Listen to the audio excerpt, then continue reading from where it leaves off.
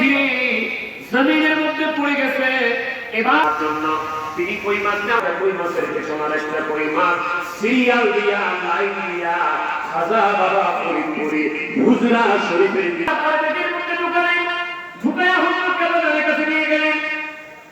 কেবলা জান হুজুর খাজা বাবা ফরিদপুরিকে বললেন, বাবা মাঝখানে আমার কই মাছগুলি পড়ে গিয়েছিল, চৌরাস্তার মধ্যে কই মাছগুলি পড়ে গিয়েছিল হুজুর।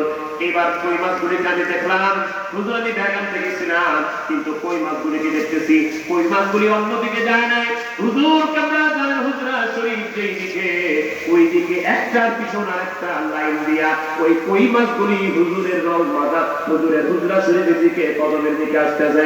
কেবলা জান হুজুর খাজা বাবা ফরিদপুরি কখনো নিজেকে অহংকার করতেন না, বড় পীর বড় ওলি আল্লাহ দাবি করতেন না, কিন্তু মানুষকে বুঝাবার জন্য ওই দিন তিনি বলেছিলেন, বাবা যেমন আছে মাছের চাইতেও ওজন, এরা বাবা আল্লাহর ওলি চিনে না। খাজা বাবা ফরিদপুরি সেদিন আরেকটা কথা বলেছিলেন, বাবা শুনে রাখো, শরীয়তের একটা বিষয় আছে, শরীয়তের একটা বাধা আছে, শরীয়তের একটা সিস্টেম আছে বাবা।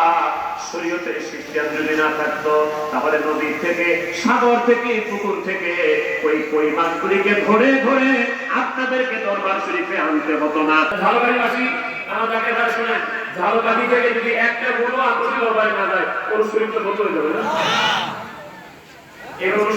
স্বীকৃত দরবার বাবা, এই দরবারে প্রয়োজন হলে আমার আল্লাহ আসমানি ফেরেশতা দিয়া হলো খেদমত করাবে।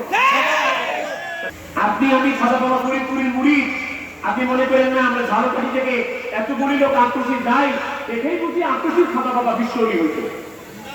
বিষয়টা কিরকম না, আমাদের মতো কাঙ্গাল সাঙ্গাল মুফতি মাসুদুর রহমান হামিদি, জহিরুল ইসলাম ফরিদি, ইটিসি এবিসি, আমরা যদি মনে করি আমরা এই মসজিদ চলবে না, আমি যদি আতশে না যাই বরং আতশের বিরোধিতা করি, আতশে আর মানুষ গরু ছাগল দিবে না, চাইল্ড ডাই যাবে না, আমি তোমার জিজ্ঞেস করি তুমি দুনিয়াতে থাকতে না, তুমি